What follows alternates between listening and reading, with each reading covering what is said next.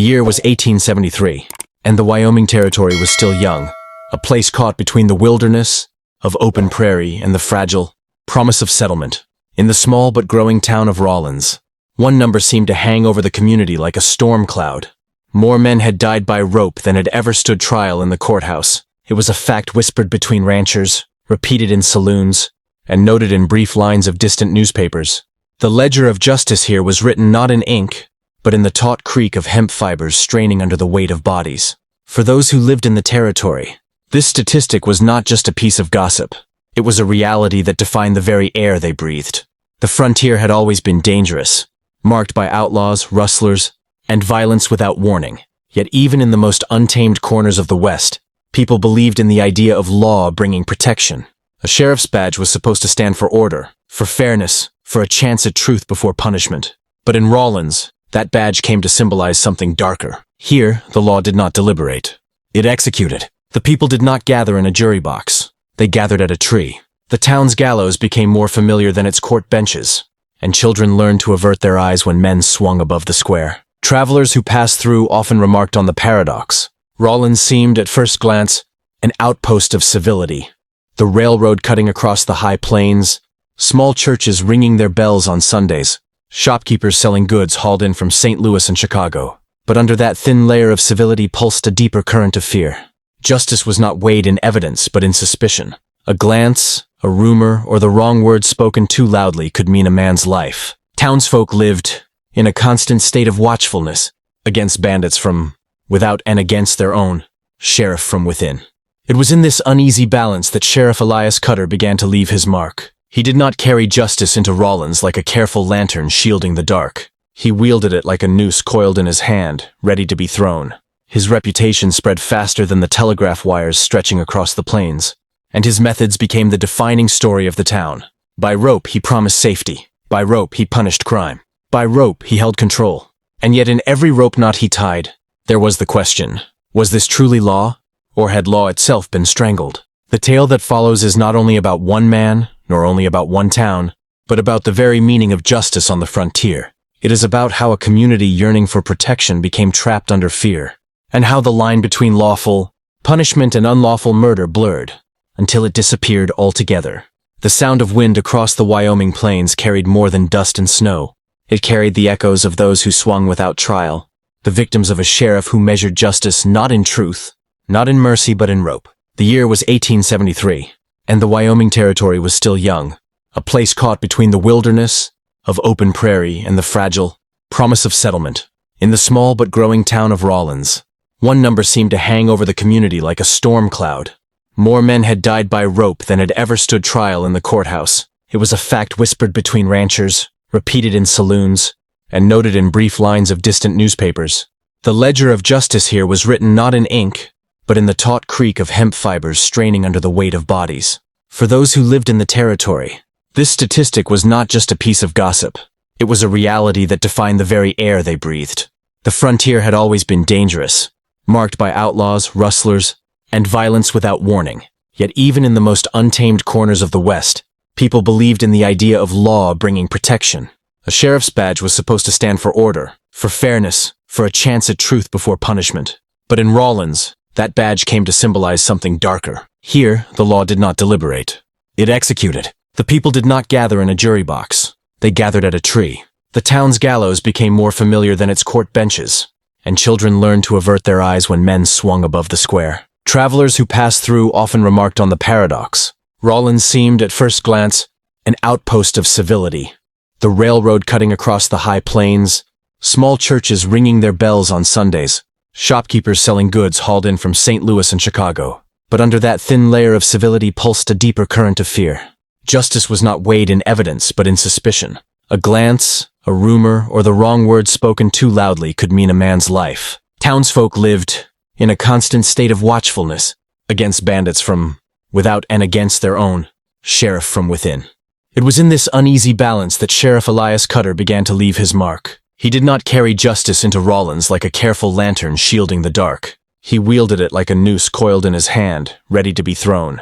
His reputation spread faster than the telegraph wires stretching across the plains, and his methods became the defining story of the town. By rope, he promised safety. By rope, he punished crime. By rope, he held control. And yet in every rope knot he tied, there was the question, was this truly law, or had law itself been strangled? The tale that follows is not only about one man, nor only about one town, but about the very meaning of justice on the frontier. It is about how a community yearning for protection became trapped under fear, and how the line between lawful punishment and unlawful murder blurred, until it disappeared altogether. The sound of wind across the Wyoming plains carried more than dust and snow. It carried the echoes of those who swung without trial, the victims of a sheriff who measured justice not in truth, not in mercy but in rope. The Wyoming Territory in 1873 was a place that seemed caught between two worlds. To the east lay the older states, cities already bound by courts, newspapers, and institutions. To the west stretched land that was not yet claimed, a wilderness of dust storms, bitter winters, and the promise of gold or ruin. Wyoming stood at the threshold, both untamed and yet eager to prove it could be civilized. The railroad had carved its way across the plains only a few years earlier, bringing supplies, travelers, and rumors of opportunity. But what the rails delivered in steel and timber, the wind quickly scattered with lawlessness and desperation. Rawlins, a settlement stitched together by the Union Pacific Line, was small but restless. Wooden storefronts leaned against each other along a single street, their boards already warped by the cold air. Behind them, tents and shacks sprawled out in uneven rows, filled with men chasing wages from the railroad or seeking quick fortunes in cattle and mining. Saloons were the brightest lights at night, their music spilling out into the dirt street, while the church bells tried each morning to call the faithful back to a sense of order. In between stood families who wanted nothing more than stability, mothers who feared the sound of gunfire drifting from the saloons, children whose schooling was interrupted by weather and unrest, and fathers who often carried rifles not for hunting, but for peace of mind. The moral stakes of the territory were as harsh as its winters. Neighbors were scarce, and to survive often meant depending on strangers, yet every stranger was a potential threat. A man could be a partner in trade one day and an accused thief the next. Land disputes, cattle rustling, and the theft of a single horse could spark violence. And while territorial law promised a framework of courts, judges and juries, in practice these systems were fragile. Judges traveled long circuits, and cases could take months to be heard, if they were heard at all. In that void, the people turned to the only figure of law they could see every day, the sheriff. But the sheriff's authority was double-edged. To some, he was the protector against rustlers, raiders, and highwaymen who preyed on the roads leading to town. To others, he was the embodiment of unchecked power, a man who could turn accusation into execution with little more than his word. This contrast between the dream of safety and the fear of tyranny defined life in Rawlins. Parents taught their children to stay clear of trouble not simply to avoid outlaws, but to avoid the gaze of the man sworn to uphold order. Geography itself amplified the tension. The high plains stretched empty for miles, broken only by ridges and distant mountains. In summer, dust storms blotted out the sky, and in winter, snow-buried cabins and isolated farms for weeks. There was no quick escape for those marked by suspicion. Once accused, there were no neighboring cities to seek protection in, no higher court within easy reach. A man's fate rested in the same town, where rumor was born, and where the sheriff's rope hung waiting. This was the world into which Elias Cutter pressed his authority. To many settlers, he arrived at the right moment.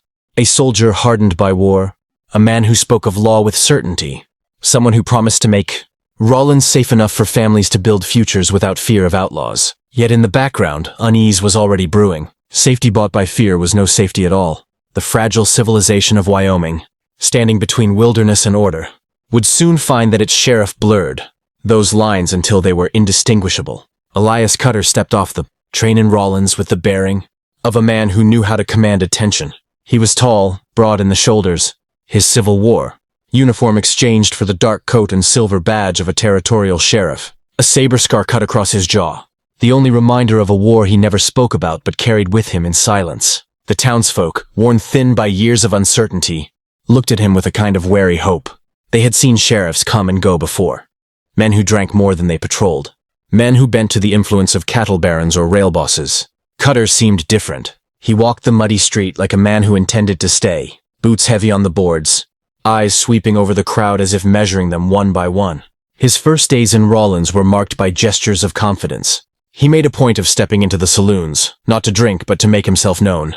He visited the church, shaking the hand of the deacon and bowing his head during prayer. He even rode the perimeter of the town, inspecting corrals and cabins, as if to show he belonged not just to the courthouse, but to the land itself. To some, this was reassuring. A sheriff who saw himself as a part of the community rather than apart from it. Yet beneath this calm, there was a steel edge. Cutter did not ask for respect. He expected it. His gaze lingered long on men who whispered, and his hand rested too easily on the revolver at his hip. The veterans of the war who still lingered in Rollins recognized the signs in him. They saw the way he stood at attention without realizing it, the way his voice carried like a command over troops. He spoke of law the way a captain might speak of discipline. Necessary, unbending, absolute. For Cutter, the line between soldier and sheriff had never fully been drawn. He brought with him the strictness of a battlefield where hesitation meant death. But on the frontier, hesitation was not always fatal. Sometimes, it was the very thing that allowed truth to surface, witnesses to be heard, and justice to breathe. It did not take long before whispers began. In the first month of his tenure, Cutter was seen carrying rope as often as he carried a pistol. He coiled it neatly, hung it in the corner of his office, and treated it as much a tool of justice as his badge. To some, this was a warning to wrongdoers. The sheriff would not wait for distant judges to make decisions. To others, it was a chilling signal that Rollins would no longer know trials, only executions. Children, curious and frightened, peeked through the windows of his office and saw the rope laid across his desk, like a ledger of its own. Cutter's presence brought an immediate stillness to the town, but it was not the peace of harmony. It was the quiet that settles before a storm, a silence enforced rather than chosen. Men lowered their voices in saloons when he passed. Gamblers tucked away their cards, and ranchers thought twice before accusing a rival too loudly. The promise of safety was real, but it carried a price. Rollins was no longer a town where disputes would be settled with debate or delay. Cutter had made it clear. Order would come swiftly, and it would be bound at the neck by rope. The contrast between what Cutter symbolized and what he delivered grew sharper with each passing day. To settlers desperate for stability, he appeared as a man of action, willing to do what others would not. To those who valued fairness over fear, he was already becoming something far darker, a sheriff whose sense of justice was measured, not in truth, but in the tension of a tightened knot. It was late summer when the first incident etched Sheriff Cutter's name into the marrow of Rollins. The air was brittle with dust, the railroad tracks shimmering in the heat. When a stranger rode into town, he was a lean man with weather-worn clothes, no more remarkable than the dozens of drifters who passed through each month in search of work or a bed. His horse was tired, ribs showing under its hide, but the man carried himself without fear. By evening, however, suspicion began to coil around him like the very rope Cutter favored. A ranch hand claimed he had seen the animal branded elsewhere, a brand that belonged to another. In Wyoming, stealing a horse was not just theft, it was a death sentence in waiting. The stranger denied it at once. He said he had traded for the horse 2 towns over, that he had papers tucked in his saddlebag if someone would only let him fetch them. Yet no one wanted to hear him out.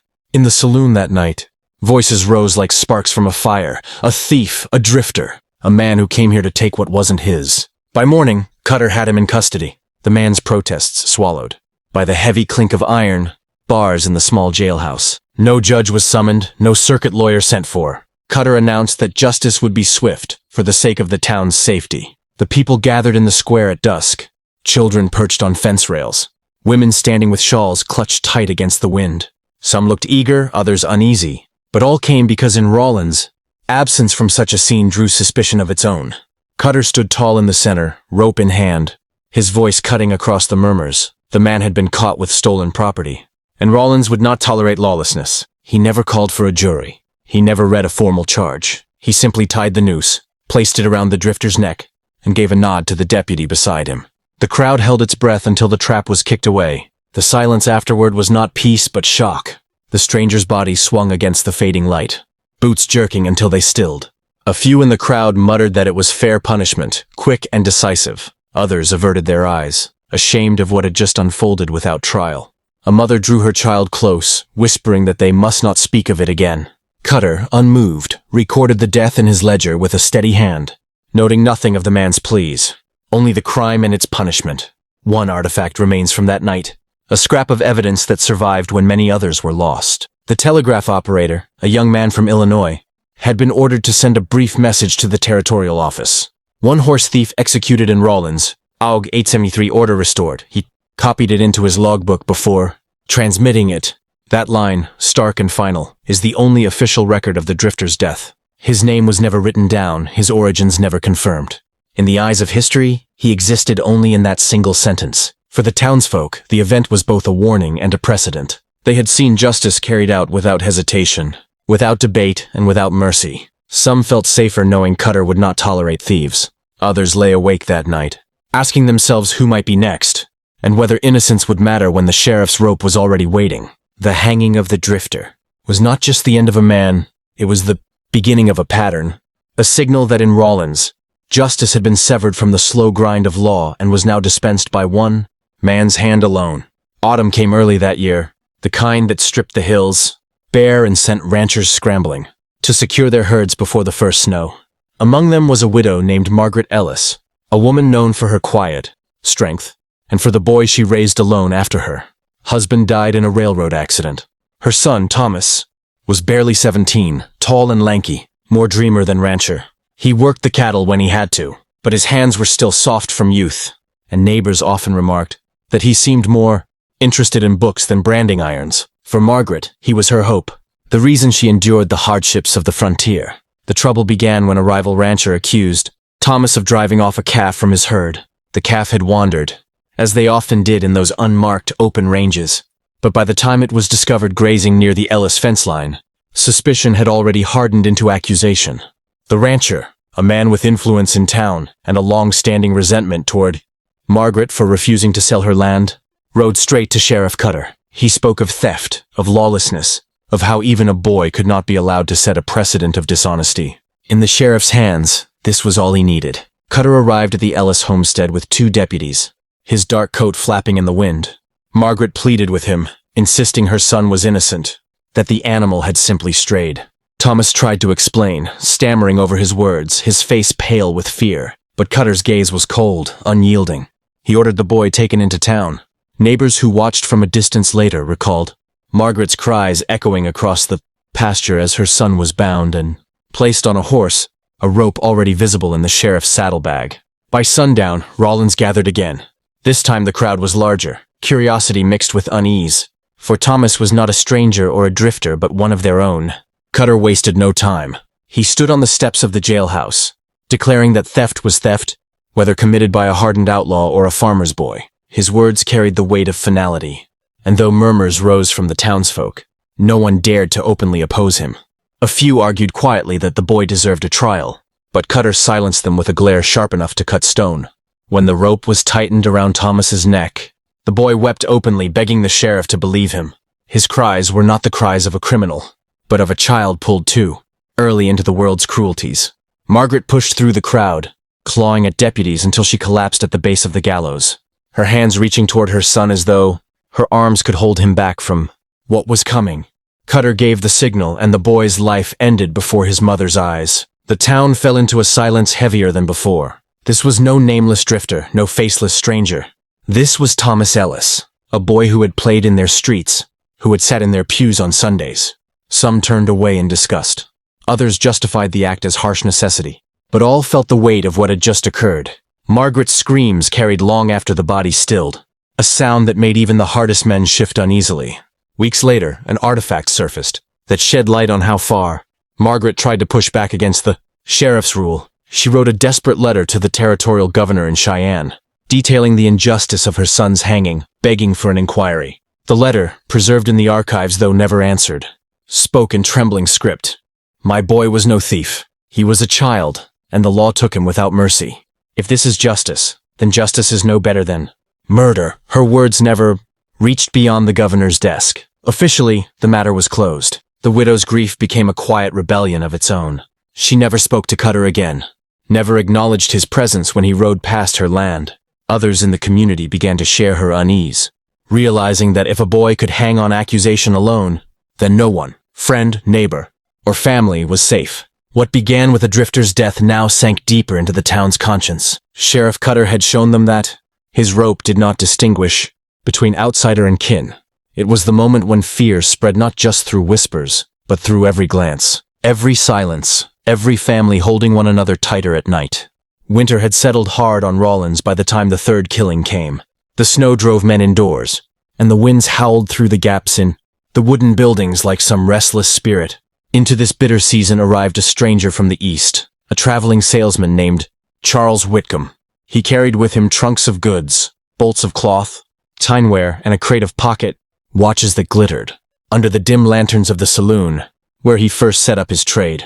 His voice was polished, his manners refined, and he spoke of Boston as though it were another world entirely. To the weary townsfolk, his presence was a brief reminder of civilization, of a wider America that promised more than mud and rope. Whitcomb's trouble began not with crime, but with a quarrel. He took up lodging at the town's only hotel, and, in the process, found himself at odds with Sheriff Cutter over a matter of fees. Cutter demanded a protection levy from all who did business in Rawlins, a tax that had no basis in territorial law but was enforced with the weight of his badge. Whitcomb, accustomed to contracts and receipts, balked at the demand. He insisted that he had paid his lodging honestly and owed nothing to the sheriff's purse. Those who overheard the exchange said Whitcomb's tone was sharp, perhaps too sharp, a man of the East forgetting the dangers of contradicting authority on the frontier.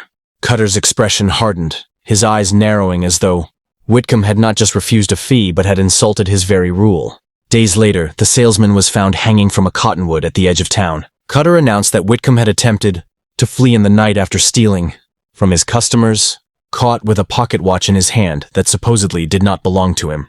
The evidence was thin, the explanation thinner, but no one dared to question it openly. To challenge Cutter was to invite his suspicion, and suspicion had already proven fatal. The crowd that gathered that cold morning did so in silence, watching Whitcomb's body sway in the wind, his fine coat dusted with snow. For many, the sight was jarring. This was no drifter, no farm boy. This was a man who had spoken of Boston streets and polished city halls, a man whose very presence reminded them of the law and order they claimed to aspire to. If he could be hanged so quickly, what hope was there for anyone? An official inquiry was performed, or at least the semblance of one. The coroner, a weary doctor pressed into duty more by fear than choice, scrawled a report. The document listed death by hanging and probable theft, though witnesses later admitted that they signed it only because Cutter watched from the corner of the room, his hand resting on his revolver. The report, preserved in county archives, is a curious artifact, its language stiff, formal, yet marked by hesitation in the handwriting, as though each letter trembled. It is the only surviving paper that names Charles Whitcomb, and even there, his story is reduced to a line of cause and effect, accusation and death. For the townsfolk, Whitcomb's death deepened the contrast between what Rawlins pretended to be and what it had become. The railroad brought travelers and traders, promising prosperity, yet Cutter's rope strangled those same promises. Outsiders who might have invested in shops or land left quickly, unwilling to risk their lives on the whim of a sheriff. Inside the town, silence thickened. Neighbors no longer spoke freely in the streets. Conversations grew hushed, eyes darted to corners, and a chill settled that had nothing to do with the snow. The gallows had claimed a third life, and by now the people of Rawlins understood. They were not watching isolated punishments, they were witnessing a pattern. By the time Charles Whitcomb's body was lowered from the cottonwood, the people of Rawlins could no longer convince themselves these deaths were isolated. A drifter, a boy, and now a businessman from the East. Different men, different lives, but each had met the same end, a rope tightened under Sheriff Cutter's command. The town had slipped into a rhythm of death, as if the gallows had become another part of its architecture, as permanent as the church steeple or the railroad tracks. The sheriff insisted these hangings were justice, that they kept order, that they showed outsiders Rawlins would not tolerate crime. But whispers were growing louder. Was this justice? Or was it murder cloaked in authority? The pattern was easy enough to trace, if anyone dared to look closely. Each victim was accused but never tried. Each crime was declared but never proven. Each execution was carried out with Cutter's hand on the rope, his word standing in for judge, jury, and executioner. The swiftness with which suspicion transformed into punishment was startling. Mere hours separated accusation from death. It was not law, not in any recognizable form. It was something else, something more primitive, a ritual of fear that the town had accepted as governance. In the evenings, townsfolk met quietly in kitchens or barns, whispering their doubts. Mothers worried aloud that their children might be next if they spoke too freely. Ranchers spoke in low tones about how disputes over land could now end not with mediation but with a hanging. Even the saloon keepers who once praised Cutter for driving out troublemakers now felt the unease. If a man could die for refusing a tax, then no one's livelihood was safe. The air was heavy with contrast. the surface calm of a town that seemed orderly, and the private terror of citizens who knew order was maintained by fear. The sheriff's own records added to the unease. In his ledger, carefully kept in his office, each hanging was written down with the same sterile precision. Date, name if known, alleged crime, length of rope used. No reflections, no doubts, no acknowledgement of pleas for mercy. Just entries like cattle counted at the stockyard. The neatness of his handwriting stood in sharp opposition to the blood and tears of the events themselves. Cutter had reduced human lives to numbers on a page, and that chilling detachment only deepened. The suspicion that he no longer saw himself as a sheriff at all, but as something above law, the sole arbiter of who deserved to live or die. Outside the town, rumors spread along the railroad line. Travelers carried tales of a sheriff who hanged without trial, of a community too cowed to resist. In Cheyenne, men scoffed at the exaggeration, calling them frontier tales meant to scare newcomers. But in Rawlins, the silence was confirmation enough. If Cutter's rope had once been seen as protection, it was now viewed as a curse, and yet no one openly defied him. The fear was too strong, and the memory of 3 swinging bodies too recent. It was at this point that the pattern became undeniable, even to those who tried to excuse it. The killings had escalated in swiftness and boldness. From an unnamed drifter to a local boy to an outsider of means, it was not law defending itself against chaos. It was law unraveling into chaos. Sheriff Cutter was not solving crime. He was redefining it according to his will. The people of Rawlins were trapped in a paradox. They had longed for order, but the order they received had become indistinguishable from tyranny. This was the moment when voices began to gather, not yet in rebellion but in shared recognition. Something had to be done. Cutter's pattern was not a series of accidents. It was a doctrine, a new kind of rule written in rope. And the town, if it continued to accept it, would find itself complicit in every death yet to come. When the silence of fear began to suffocate Rawlins, fragments of memory from the living slowly started to surface. They did not come all at once, nor in public. They came in whispered confessions, in shaky voices behind closed doors, in recollections spoken only when the lamps were dimmed and the windows checked twice to ensure no deputy lurked outside. These were not the words of bold men standing tall in courtrooms. They were the voices of survivors, of those who had seen too much and endured too long, trying to set their conscience against the tide of terror. One of the first testimonies came from a ranch hand named Samuel Keating, a wiry man with calloused hands who had once ridden alongside Cutter on patrols. In later years, when distance made honesty safer, Samuel recalled the drifter's hanging. He described the sheriff's calm demeanor, the way Cutter tied the noose as though performing a routine chore, and the hollow silence that followed when the crowd dispersed. It was like the town itself died a little that night, he said, his voice heavy with the weight of memory. Samuel admitted he had wanted to speak out, but Cutter's eyes, cold, calculating, unflinching, had held him silent. He didn't need to raise his voice. Just looking at you was enough to tell you what would happen if you said the wrong word. Another account came from a saloon girl, Maria Lopez, who had served Cutter whiskey more than once. She remembered the widow's son, Thomas, dragged through the mud with rope already knotted at the sheriff's saddle. Maria said she had seen the boy crying in his cell, begging for his mother, promising he had done no wrong. Cutter, she insisted, never showed a flicker of doubt. He sat at the desk outside, sharpening a knife, humming low under his breath, as though the boy's pleas did not exist. Maria confessed that she could not sleep for weeks afterward, haunted by the sound of the widow's screams. Yet she told no one at the time. You learn quick, she said, that in Rawlins, you save your pity for the graveyard. Speaking it out loud will only put you there sooner. Perhaps the most damning testimony came from a deputy who fled town under cover of night. His name was Isaac Bell, a young man barely 20, who had worn the badge only 6 months before abandoning it. In a letter sent to his brother years later, Isaac described the hanging of Charles Whitcomb. He wrote that Cutter had ordered him to fetch the rope and stand guard, though Isaac protested that no trial had been called. Cutter's reply was chilling in its simplicity. Trials waste time. Rope does not. Isaac admitted that he obeyed out of fear. But when he watched Whitcomb's body swing, he knew he could not serve under the sheriff another day. I left my badge on his desk, the letter read, because it weighed more than iron. It weighed like guilt. These scattered voices, though inconsistent in detail, formed a larger truth. Each one described not only Cutter's actions, but the suffocating climate of Rawlins, the way fear seeped into every conversation, the way silence became a survival skill. The contrast was clear. Outwardly, the town projected obedience and calm, but inwardly it trembled with dread. The people were living two lives, one of submission in the daylight, one of suppressed memory in the night. Years later, these testimonies would be collected by historians and archivists, often scrawled on brittle paper or captured in shaky oral recordings. Some were contradictory, dates blurred, events misremembered, but their inconsistencies did not weaken them. Instead, they revealed the very chaos of trauma, how fear distorts memory but cannot erase it. Each account carried the same kernel of truth.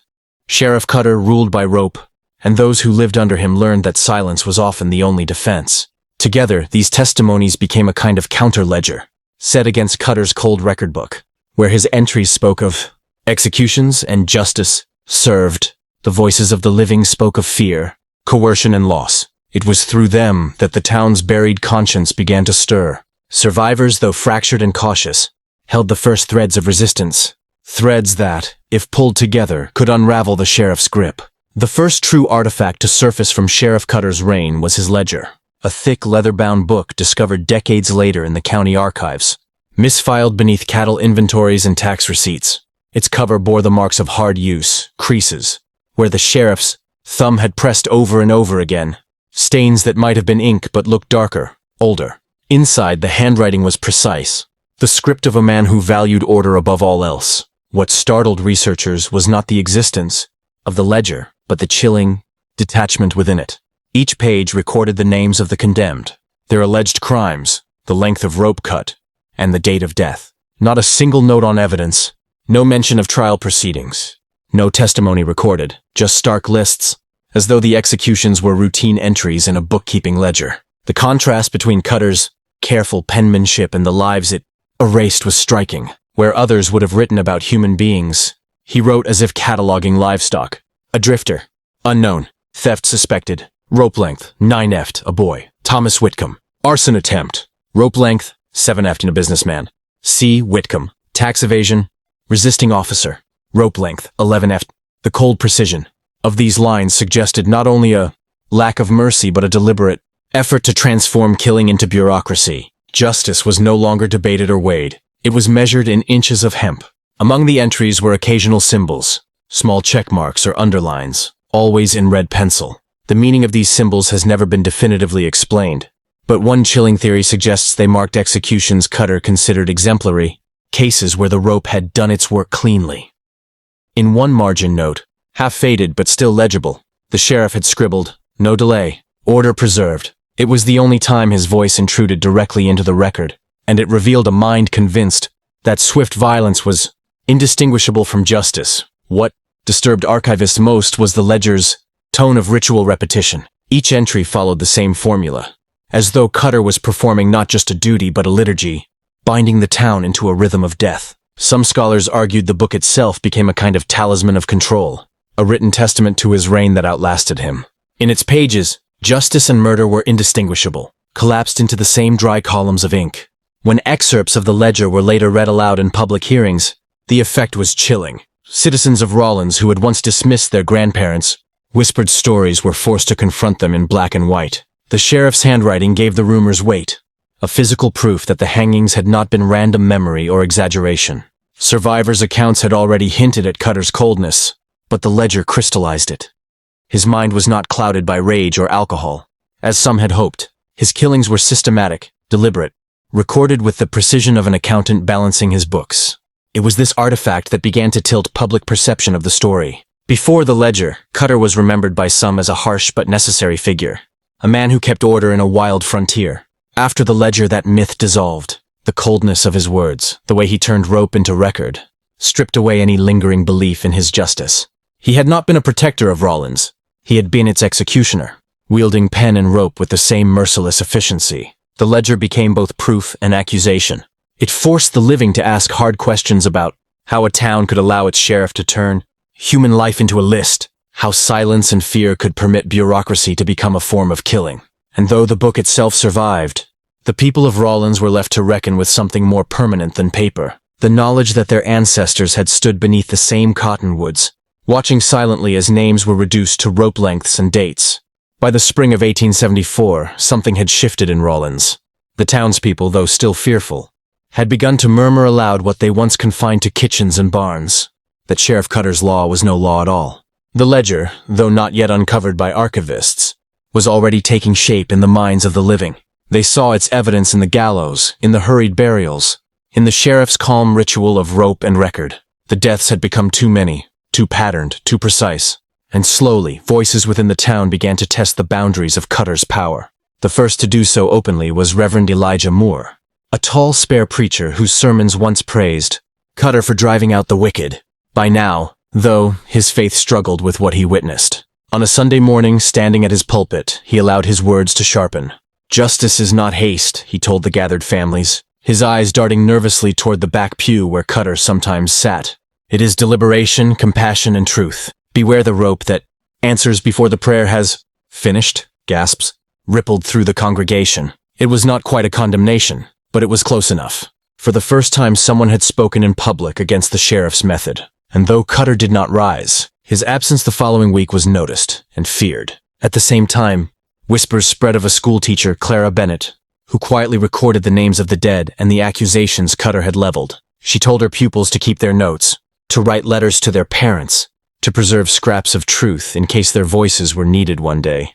Clara's effort was small, fragile, but it marked the beginning of resistance in another form: the written word. Where Cutter's ledger transformed men into statistics of rope, Clara's hidden notes tried to restore their humanity. The real fracture in Cutter's control came from within his own ranks. Deputy Isaac Bell had fled, but another deputy, Henry Maddox, remained. Maddox was older, grizzled, and less idealistic than Bell. For months he had obeyed Cutter's orders, convincing himself it was for the sake of order. Yet after the third hanging, his conscience grew heavy. In taverns, his hand trembled when he lifted a glass. He began to speak cautiously to ranchers and shopkeepers, asking them if they truly believed Cutter's rope was the same as justice. These quiet conversations spread not yet rebellion, but small cracks in the wall of fear. Even the county courthouse, a structure more symbolic than functional in those years, became a site of quiet contest. Judge Randall, a weary man with little influence, finally requested that all accusations of serious crime be brought before his bench. It was a timid effort to restore legal process, but the statement itself was daring. Cutter ignored him, of course, but the judge's petition circulated in town, pinned briefly to the door of the general store before being torn down. That torn paper was itself a kind of artifact, a sign of dissent and of Cutter's refusal to yield. The contrast sharpened in every encounter. Faith versus fear in Reverend Moore's sermons, knowledge versus silence in Clara Bennett's notes, law versus rope in Judge Randall's petitions. Each effort was fragile, easy to crush, but together they formed a pattern of defiance, however small. Cutter's power was still absolute, yet no longer unchallenged. The man who once held Rollins in thrall through silence was now forced to reckon with murmurs of resistance. Cutter's response was subtle at first. He walked the streets with greater visibility, pausing at the doors of those who spoke too freely, letting his shadow fall across their thresholds. He did not need to threaten with words. The implication of his rope was enough. Yet beneath his unflinching exterior, he must have sensed the change. Authority that relies on fear must continually prove itself, and the cracks forming in Rollins meant his hold would only tighten or collapse. The test had begun, though no one yet knew how costly it would become. The moment of confrontation came not in the courtroom or the church, but in the dust of Main Street, under the noon sun where everyone could see. It began with a quarrel between two ranch hands, one accusing the other of stealing cattle, a charge as old as Wyoming itself. In another town, the dispute might have been settled with mediation, or perhaps fists behind the saloon. But in Rollins, every quarrel now carried the shadow of the rope, and Sheriff Cutter wasted no time seizing on it. He strode into the street, his boots pounding like verdicts, his deputies flanking him as though justice could be delivered at the barrel of a gun. The accused ranch hand, a broad-shouldered man named Daniel Pike, had no chance to plead his case. Cutter announced loudly that theft was a crime punishable by death. Gasps rippled through the crowd gathering around them. It was too sudden, too brazen. Even in a town numbed by 3 hangings, the swiftness of this declaration was shocking. The widow, watching from her porch, clutched her shawl and shook her head. Reverend Moore pushed through the onlookers, his voice steady but urgent. "Sheriff, this man has not been heard. The law demands witness and hearing, not a noose tied on your word alone." For the first time, Cutter was contradicted publicly and directly. His jaw tightened, his hand resting on the revolver at his hip. The contrast was unbearable. One man wielding authority by fear, another appealing to justice by conscience. The crowd held its breath. Clara Bennett, standing near the back, scribbled every detail in her notebook, convinced this was the moment the town would either find its voice or bury it forever. Pike himself, trembling but defiant, shouted over the hush. "I stole nothing, Sheriff. You'll not hang me like the boy." His words cut through the air like a blade. The boy, Thomas Whitcomb, was a name the town dared not say aloud in Cutter's presence, but here it was, spoken plainly, a scar torn open before everyone's eyes. Murmurs rose. Some nodded, others shuffled uneasily, but the silence that had shielded Cutter cracked wide open. The sheriff stepped forward, pulling a length of rope from his saddle. He held it high, as if to remind the crowd of what his justice looked like. "This town survives because I act when others hesitate. Do you want thieves roaming free? Murderers unchecked? Every delay costs order, and I will not permit it." His voice was iron, but there was something else beneath it. A strain, a flicker of uncertainty in his eyes as the crowd's faces shifted from obedience to doubt. Deputy Maddox, long torn between loyalty and conscience, moved closer to Pike, placing a hand on the man's shoulder. It was a small gesture, but one that spoke volumes. He was choosing to shield rather than surrender. The tension surged. For a heartbeat, Rollins stood on the edge of violence. Cutter, rope in hand. Pike, desperate but unbowed. Reverend Moore, voice raised in prayer. The crowd, no longer merely spectators but participants in a moral trial playing out before them. In the end, the sheriff lowered the rope without using it. His stare lingered on Maddox, then swept over the crowd, as though memorizing the faces of those who dared to question him. "This is not over," he growled, before ordering Pike held in custody rather than hung. It was not mercy, it was calculation. Cutter had measured the moment and recognized, perhaps for the first time, that his grip was slipping. Hanging Pike then and there might have ignited the very rebellion he sought to suppress, but the damage was done. The confrontation had shown Rollins a glimpse of another path, one where the rope did not rule unchallenged. It was fragile, uncertain, and dangerous, but it was enough to spark courage in some hearts. For the sheriff, it was the first retreat. For the town, it was the first taste of resistance. The noose, once a symbol of his unshakable authority, had been lowered before it tightened, and that act alone proved he could be defied. Sheriff Cutter did not forgive. The day he lowered the rope in front of Rollins was not a moment of mercy, but a wound to his authority, and wounds to men like Cutter always bled into vengeance. For 2 weeks after the confrontation with Daniel Pike, the sheriff's presence grew heavier across the town. He patrolled not just with deputies, but with a visible length of rope coiled at his belt, as if daring anyone to test him. His boots echoed through the boardwalks at night, his lantern glow sliding across shuttered windows where families held their breath, praying not to be noticed. The turning point came when Clara Bennett's hidden notes were discovered. A careless child, proud of the names he had written down in class, carried one of her slips into the saloon and recited it aloud. Within hours, the sheriff had word that someone was keeping a record of his deeds. To Cutter, this was no innocent act of learning. It was rebellion, an effort to undermine the order he believed only his rope could sustain. That night, he gathered his deputies, Maddox among them, and announced they would root out the poison before it spread. The phrase chilled those who later recalled it. It sounded less like law and more like war. The raid began at dusk. The sheriff and his men rode hard into the poorer end of town, where the widow of Thomas Whitcomb lived, where farmhands and laborers scraped by. Doors were kicked open, lanterns overturned, papers and letters scattered into the mud. Cutter demanded to see every scrap of writing, every letter, every record. Families stood trembling as he rifled through their possessions, accusing them of sedition for the smallest scrap of paper. When he entered the Bennett home, he overturned Clara's desk, scattering ink and pages across the floor. He seized her ledger, though many of her copies had already been hidden by sympathetic pupils. Clara herself, pale but resolute, stood in his path. "Truth cannot be erased with rope," she told him. Cutter struck her across the face with the back of his hand and ordered her confined overnight in the jail. The raid left Rollins reeling. For years, Cutter's violence had been directed at the accused, at those singled out as thieves or outlaws. Now, for the first time, his fury fell openly on ordinary townsfolk, people who had never been accused of crime. The contrast was stark.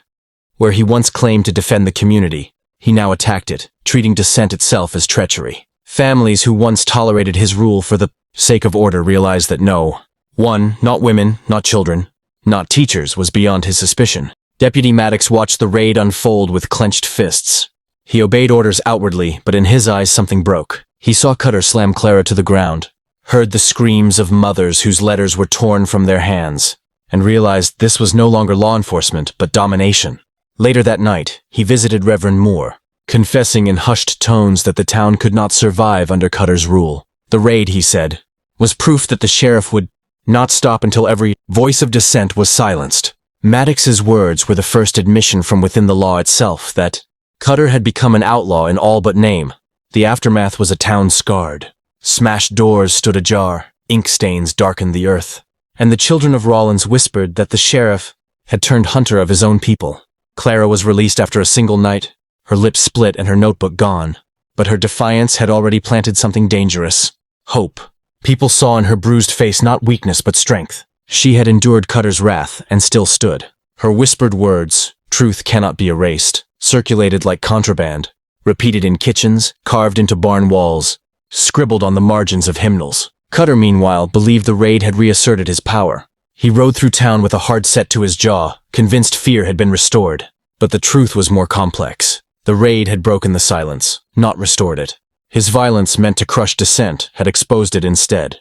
The people of Rawlins no longer asked if Cutter's rule was just, they asked how long they could endure it, and who among them might stand against him. The breaking point came in late summer, when Sheriff Cutter made his boldest move yet. Daniel Pike, the ranch hand whose life had been spared on Main Street weeks earlier, was dragged once more into the center of town. This time, Cutter declared, there would be no hesitation, no interference, no appeals to sermons or judges. The charge of cattle theft, flimsy as ever, was read aloud as though it were scripture, and Cutter ordered the gallows prepared. He intended Pike's death to be more than punishment. It was to be a warning, a demonstration that the sheriff's rope still commanded obedience despite whispers of resistance. The townspeople gathered, some in fear, others in a kind of grim anticipation. They knew this was no longer about Pike's guilt or innocence. It was about whether Rawlins itself would submit. The contrast in the air was palpable. Cutter's unyielding authority against the flickering courage of a town tired of silence. Reverend Moore stood near the gallows, his Bible clutched in his hands, his lips moving in prayer. Clara Bennett, bruises still faint on her cheek from the raid, positioned herself at the edge of the crowd, notebook hidden beneath her shawl, ready to record what might be the town's darkest or most redeeming hour. Deputy Maddox had made his choice the night of the raid. As Cutter tightened the noose around Pike's neck, Maddox stepped forward, his revolver drawn not at the accused, but at the sheriff himself. The gasp that tore through the crowd was louder than any sermon. "This ends today," Maddox said, his voice steady, though his hand trembled. For a moment, the entire town seemed to hang suspended, balanced on the edge of the gallows itself. Cutter turned slowly, his eyes narrowing. He had always ruled with rope, with fear, with the certainty that no one would dare defy him.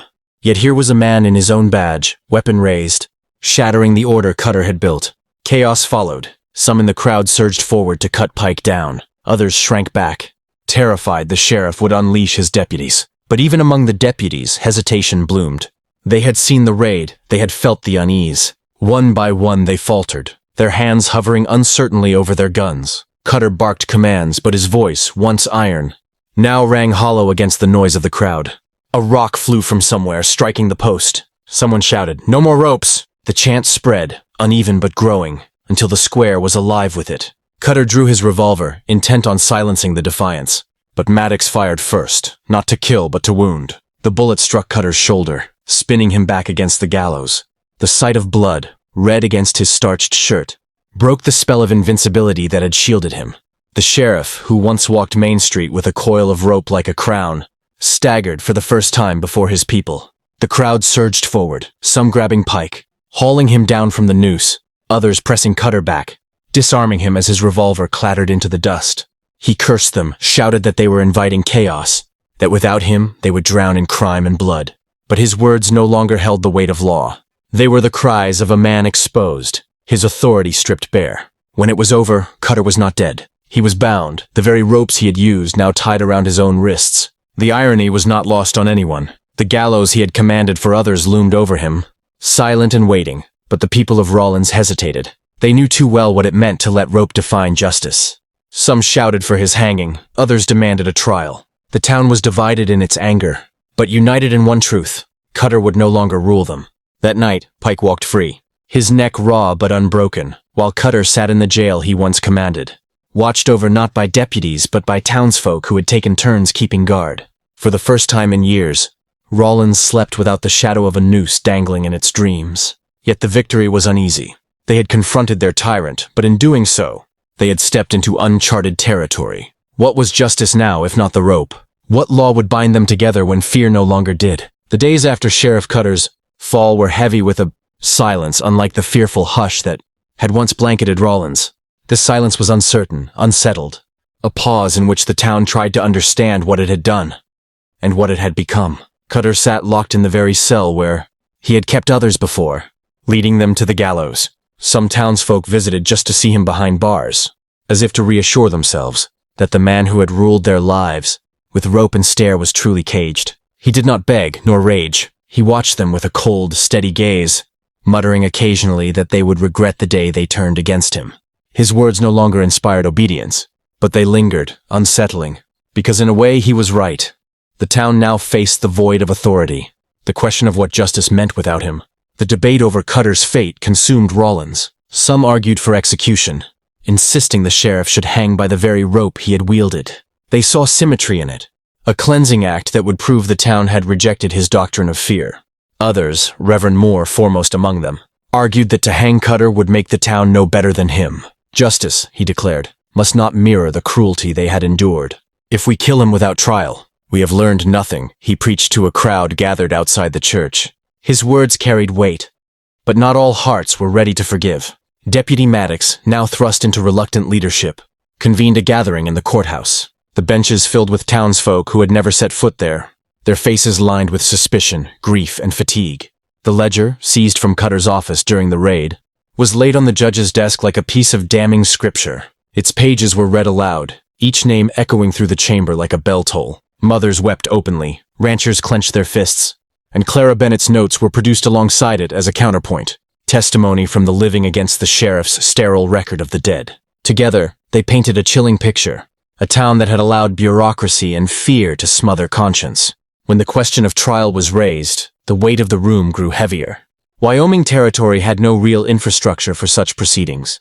Law was still a fragile thing in those years. To put Cutter on trial would mean inviting outsiders, acknowledging the scandal, and branding Rawlins as a place of tyranny. Some feared this exposure more than they feared Cutter himself.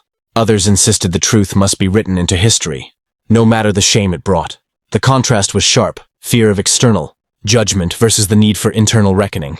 In the end, the town compromised in a way that spoke volumes about its guilt. Cutter was not hanged, nor was he given a formal trial. He was handed over to territorial authorities under sealed records, the details of his reign quietly suppressed. Official documents described him only as unfit for office, removed by community action.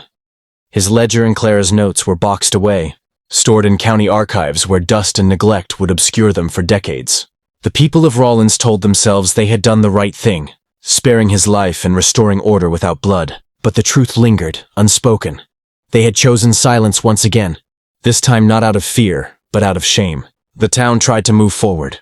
A new sheriff was elected, one who promised trials and deliberation, though he inherited a community deeply scarred. Families spoke little of Cutter in the years that followed. Parents warned their children to obey the law, but avoided explaining why their warnings were edged with unease. Survivors like Maria Lopez, Samuel Keating, and Clara Bennett lived with the weight of memory, watching as Rawlins rebuilt itself on the uneasy foundation of buried truth. And yet, the shadows remained. Each time a rope was coiled for livestock or repairs, some remembered the nooses. Each time the courthouse bell rang, others recalled the hurried judgments shouted on the street. Cutter was gone, but his ghost remained in the silence, in the absence of conversation, in the collective refusal to speak of what had happened. Rawlins had survived him, but at the cost of carrying his shadow forward into the years to come. History rarely remembers towns like Rawlins. In the grand narratives of the West, the railroads, the cattle trails, the gold strikes, these take the spotlight. But in the archives, in the quiet dust where forgotten ledgers rest, Rawlins whispers another story, one that refuses to vanish. The story of a sheriff who believed justice could be measured in rope, and of a community that allowed it, until it nearly destroyed them. The tale is not about one man alone. It is about the fragile line between law and tyranny, about how fear can silence conscience, and how silence itself becomes complicity. Sheriff Cutter's name, when it appears in records, is often stripped of detail, reduced to a line about his dismissal. Yet the artifacts tell more. His ledger, cold and meticulous, is a document of control disguised as order. Clara Bennett's notes, hurried and human, are fragments of truth preserved against erasure. Between the two lies a haunting contrast, one voice turning people into statistics, the other straining to keep them alive in memory. Justice itself is caught between those voices, fragile, uncertain, always at risk of being rewritten by those in power. The town's choice to seal Cutter's history speaks volumes. They believed that burying the past would free them from its weight. But the opposite is true. Suppression does not cleanse, it festers. Generations later, when the ledger was rediscovered, Rollins had to confront not just Cutter's cruelty, but its own silence. What does it mean to build a community on secrets? To move forward by forgetting rather than by reckoning? These are questions not confined to 1873. They echo wherever authority grows, too fast for conscience to keep pace. The philosophical lesson is stark. Power, unchecked, is never neutral. It always leans towards self-preservation, even at the expense of justice. Cutter believed himself necessary, the rope his tool for keeping order. And perhaps, in those early days, some felt safer under his severity. But safety born of fear is fragile. It demands ever more victims to sustain itself. True justice, by contrast, is slow, imperfect, and vulnerable. Yet it honors the dignity of those it judges. The rope silenced voices. The trial, however flawed, allows them to speak. For Rollins, the epilogue was not one of triumph, but of survival. They endured Cutter, they overthrew him, and then they buried his memory. But the lesson remains. The most dangerous tyrants are not always the loudest or the bloodiest. Sometimes they are the ones who speak softly, write neatly, and persuade communities to accept brutality as routine. Cutter's rope was not just a weapon, it was a ritual.